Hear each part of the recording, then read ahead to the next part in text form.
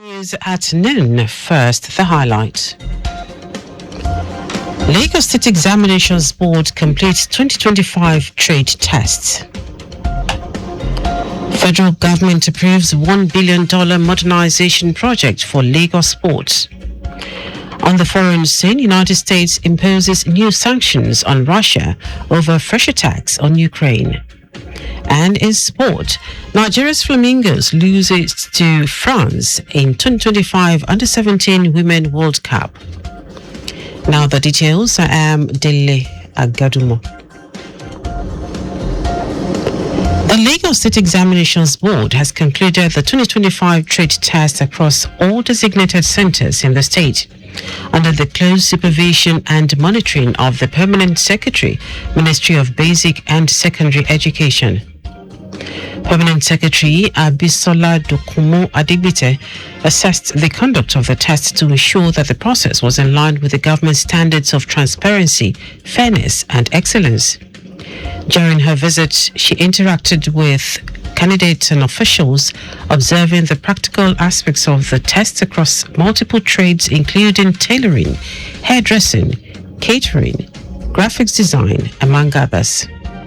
In her remarks, Dokumo Adigbite commended the board for its efficient coordination and professional handling of the exercise, while urging the candidates to remain diligent, disciplined, and committed to continuous improvement. Earlier, Director and Registrar of the Lagos State Examinations Board, Orosholu Adebayo, reaffirmed the board's readiness to continue upholding the values of excellence, integrity, and service delivery in all examinations conducted.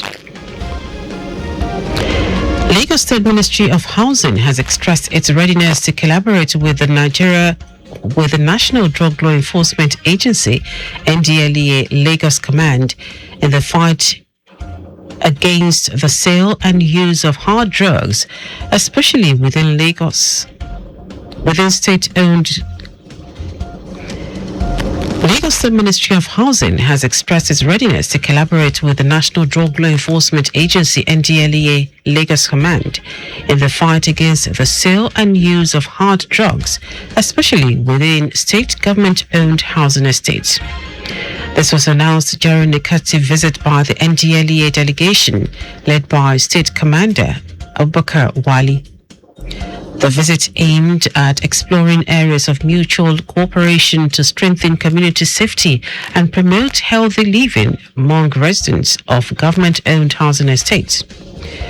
Welcoming the delegation, Permanent Secretary Abdulafiz Toriola commended the NDLEA for its unwavering commitment to combating drug abuse and related crimes across the country, acknowledging the agency's proactive role in promoting community awareness and rehabilitation of drug users. Toriola emphasized that the administration of Governor Babajide Sanwo-Olu remains resolute in eradicating drug-related activities among youths as part of his broader sustainable development and community wellness agenda. In his remarks, the NDLEA State Commander Abubakar Wali commended the ministry for its openness to collaboration, stating that the agency remains committed to fostering national development through discipline, patriotism, and dedicated service to humanity. The Area Comptroller of the Nigeria Customs Service NCS SEMEC Command, Wale Adenuga, has expressed concern over the proliferation of checkpoints along the Lagos-Badagry corridor, describing them as detrimental to trade facilitation. He made this known during a courtesy visit by the executive members of the Nigeria Union of Journalists, NUJ, Lagos State Council to SEMEC Command. While receiving the NUJ delegation, Adenuga stressed the need for sustained public enlightenment to educate Nigerians and business operators on the negative impact of multiple checkpoints, particularly how they contributed to increased prices of goods. According to him, only 2 official checkpoints, Bagi and Agbara, are recognized by the customs management, while the others are illegal and counterproductive. On his part, the NUJ chairman, Dele Agadumo, described the visit as a homecoming while commending the achievements of the semi-command and the leadership of the Nigeria Customs Service. He described the semi-border as one of Nigeria's most strategic trade gateways and lauded the customs officers stationed there for their consistency and resilience in the face of challenges.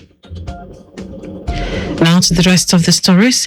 The federal government has approved a $1 billion modernization project for the Lagos port, just as it commenced a procurement process for the modernization of other seaports across the country. Minister of Marine and Blue Economy, Adegboyega Oyetola, stated this during the 2025 Chartered Institute of Logistics and Transport CRLT Nigeria Conference, with the theme Enhancing Logistics and Transport for a Sustainable Blue Economy in Nigeria. Oyetola, who was represented by the Managing Director of the Nigeria Ports Authority, Abubakar Dansoho, said the ongoing port modernization drive is aimed at upgrading infrastructure, improving cargo handling efficiency, and expanding capacity to meet global standards. He encouraged all stakeholders to work closely to achieve a paperless, technology-driven port environment that enhances efficiency, reduces turnaround time, and curbs corruption. Lagos State chapter of the All Progressives Congress APC has dismissed the recent reaction of the African Democratic Congress ADC, accusing President Bola Tinubu's APC of trying to silence the opposition before 2027. In a statement, Lagos APC spokesman Sheye Oladejo noted that the president and the APC are too busy reshaping Nigeria's destiny by building stronger structures, refining strategies, and consolidating internal unity for more result-oriented governance. According to the statement, under President Tinubu's renewed hope agenda, the APC is too focused on results, and the only thing being silenced in Nigeria today is failure, confusion, and the politics of bitterness.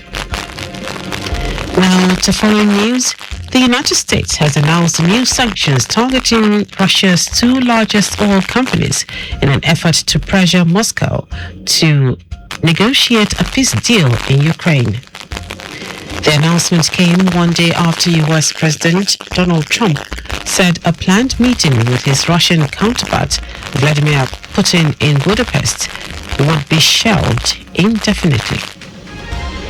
U.S. Treasury Secretary Scott Bessent said the sanctions were needed due to Putin's refusal to end the war. He said the affected oil companies, Rosneft and Lukoil, funded the Kremlin's war machine. Earlier on Wednesday, Russia unleashed an intense bombardment that killed at least 7 people, including children. In our sport, Nigeria's Flamingos has suffered its second group stage defeat after going down 1-0 to France at the 2025 FIFA Under-17 Women's World Cup in Morocco on Wednesday. The Flamingos went into the Group G encounter hoping to bounce back from the 4-1 defeat to Canada in the opening group tie. The team must now beat Samoa with a wide margin on Saturday, October 25, to stand a chance of making it to the knockout round. And that is our news at noon. Just before we go, slow down at road junctions, intersections, and pedestrian crossings. You can follow us and like all our various social media platforms: X at Traffic Radio 961, Facebook Lagos Traffic Radio 96.1 FM, Instagram Lagos Traffic Radio 961. Subscribe and watch news and programs live on YouTube at Traffic Radio 961. Visit our website on www.trafficradio961.ng. You can also listen to Lagos Traffic Radio 96.1 FM live on My Lagos app for timely updates. Did you know that the Seoul administration completed and unveiled 1.4 kilometer flyover and dual carriageway Pen Cinema Bridge at Gigi? You can get more details on the Lagos State Government website. To end the news are the highlights of the major stories. The Lagos State Examinations Board has concluded the 2025 trade test across all designated centers in the state under the close supervision and monitoring of the Permanent Secretary, Ministry of Basic and Secondary Education. The federal government has approved a $1 billion modernization project for the Lagos port, just as it commenced the procurement process for the modernization of other seaports across the country. Also told you that the United States has announced new sanctions targeting Russia's two largest oil companies in an effort to pressure Moscow to negotiate a peace deal in Ukraine. And in sports, Nigeria's Flamingos has suffered its second group stage defeat after going down 1-0 to France at the 2025 FIFA Under-17 Women's World Cup in Morocco on Wednesday. For contact with the newsroom, send a message to info@trafficradio961.ng. That is today's broadcast compiled by Adewale Olumoroku. I am Dele Agadumo. Good afternoon. Thank you for listening.